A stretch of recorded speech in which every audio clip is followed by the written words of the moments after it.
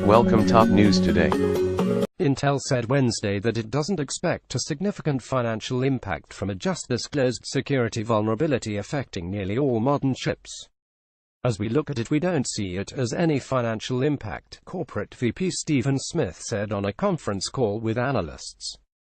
Why it matters: although the vulnerability is massively widespread, Intel doesn't see the costs of mitigating the issue hurting its profits or market share.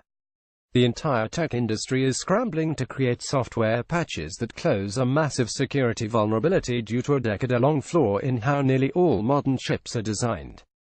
The flaw, first reported to affect Intel chips, also affects to varying degrees processors made by rival AMD as well as the ARM processors used in cell phones and other devices. Why it matters: this is the broadest security vulnerability to date, affecting nearly all computers, servers and other devices, including smartphones.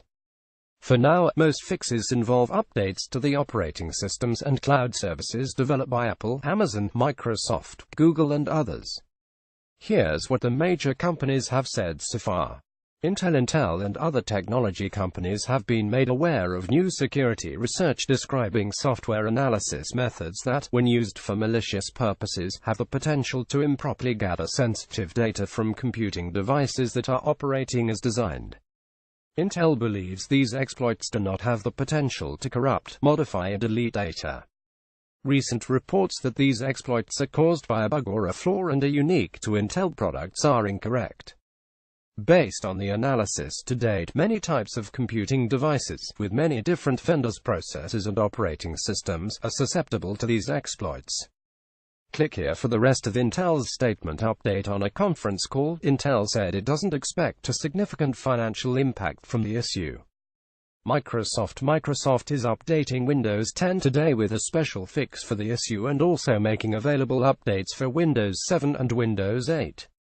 We're aware of this industry-wide issue and have been working closely with chip manufacturers to develop and test mitigations to protect our customers.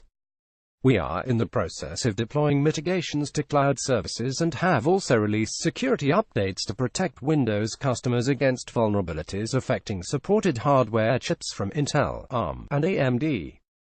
We have not received any information to indicate that these vulnerabilities had been used to attack our customers. Google researchers from Google's Project Zero found the vulnerabilities last year and reported them to Intel, AMD, and ARM in June 2017.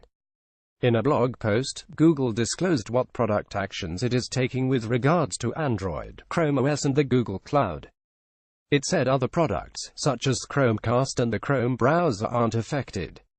AMD: to be clear, the security research team identified 3 variants targeting speculative execution. The threat and the response to the 3 variants differ by microprocessor company, and AMD is not susceptible to all 3 variants. Due to differences in AMD's architecture, we believe there is a near-zero risk to AMD processors at this time. We expect the security research to be published later today and will provide further updates at the time.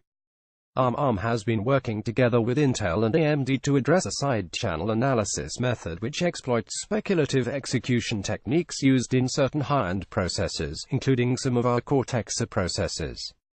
This method requires malware running locally and could result in data being accessed from privileged memory. Please note that our Cortex processors, which are pervasive in low-power, connected IoT devices, are not impacted. We are encouraging our silicon partners to implement the software mitigations developed if the chips are impacted. Amazon and Apple have not yet responded to requests for comment. New data: Tesla produced 2,425 of its mainstream-priced Model 3 sedans in the fourth quarter of 2017 and delivered 1,550 of the vehicles, the company said today. Wall Street was unimpressed, sending down Tesla shares by 2% in after-hours trading. The jump in output follows a disappointing third quarter for the much-heralded car unveiled last year. Tesla produced just 260 in Q3, badly missing its goal of 1,500. During Q4, we made major progress addressing Model 3 production bottlenecks, with our production rate increasing significantly towards the end of the quarter, the company said in its latest quarterly update for the production and delivery of its various vehicles released Wednesday afternoon. Why it matters. Tesla's ability to address what CEO Elon Musk has called production hell and churn out the Model 3 at scale is vital for the company's future in the increasingly competitive EV market. But the drop in its share price suggests that the market cannot forget that Musk had originally promised to deliver 5,000 Model 3s a week by the end of 2017. The Silicon Valley company, which garners prolific interest in tech and auto circles but is not yet profitable, has invested heavily in the vehicle and related battery production. The Model 3 is also important for the wider growth of EV deployment because Tesla is a major player. What's next as we continue to focus on quality and efficiency rather than simply pushing for the highest possible volume in the shortest period of time? We expect to have a slightly more gradual ramp through Q1, likely ending the quarter at a weekly rate of about 2,500 Model 3 vehicles. We intend to achieve the 5,000 per week's milestone by the end of Q2, the company said. The company has been forced to push back its production targets, and now expects to reach the 5,000 per week level by the end of the second quarter. Quick take. The quarterly announcement was exceedingly earnest and humble in tone. Musk seems to understand that he overpromised and that he needs to be ultra-cautious in what he says now. Look for the share price to recover over the quarter, if not the coming week. The other side. Google spokeswoman Gina Cigliano told the app in a statement that the company disagrees with the allegations. Job levels and promotions are determined through rigorous hiring and promotion committees, and must pass multiple levels of review, including checks to make sure there is no bias in these decisions, she said. The Trump administration will soon announce cuts to security assistance to Pakistan, Reuters reports, citing congressional aides with knowledge of conversations between White House officials and lawmakers. It's not yet clear how much or what type of aid will be affected. The backdrop. The president tweeted on January 1, threatening to pull U.S. aid dollars to Pakistan because they have given us nothing but lies, deceit, thinking of our leaders as fools. The U.S. has sent a total of $33 billion in aid to Pakistan since 2002.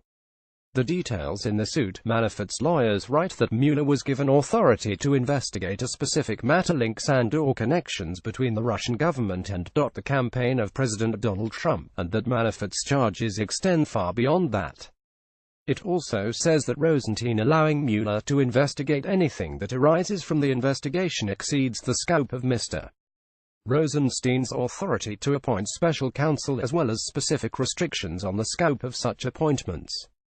This is the first time Bolton has weighed into a Republican primary, and if his story's any guide, he'll have a lot of money to play with this cycle. Through the past two campaign cycles, HES raised and spent more than $20 million through his various groups, including his super PAC. Bolton told me his goal is to raise and spend $25 million in the 2018 midterms. Why Nicholson? Bolton tells me HES impressed by Nicholson's credentials, a former Marine who was once a high-profile college Democrat but became a Republican after his time in the service. He said he looks for two things in the candidates he supports: first, that they share Bolton's view of America's place in the world, and second, that they have the potential to be an opinion leader when they arrive in Washington. The hawkish Senator Tom Cotton, who Bolton supported and has become a major force in D.C. and could one day be Trump's CIA director, is a good example of what Bolton is searching for. Bolton says he expects to endorse and financially support as many as 90 candidates for Congress this cycle.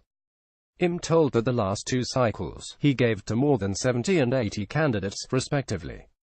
Trump and Bannon last spoke in early December. On Trump's mental fitness for office in light of his nuclear button tweet, Americans should worry about Kim Jong-un's mental fitness, Sanders said. Sanders said Trump has spoken with Wolf once since taking office, but that 95% of his visits to the White House had been at Bannon's request. Outgoing Utah Republican Sen. Orrin Hatch on Wednesday said he would support Mitt Romney if he decides to run for his Senate seat. On Utah's morning news radio program, Hatch said, "I haven't spoken in the last few days, but if Mitt decides to run, he knows he'll have my support." Why it matters. Hatch's retirement and his support make it likely that Romney will be in the Senate as of January 2019, an outcome President Trump is reportedly far from enthusiastic about.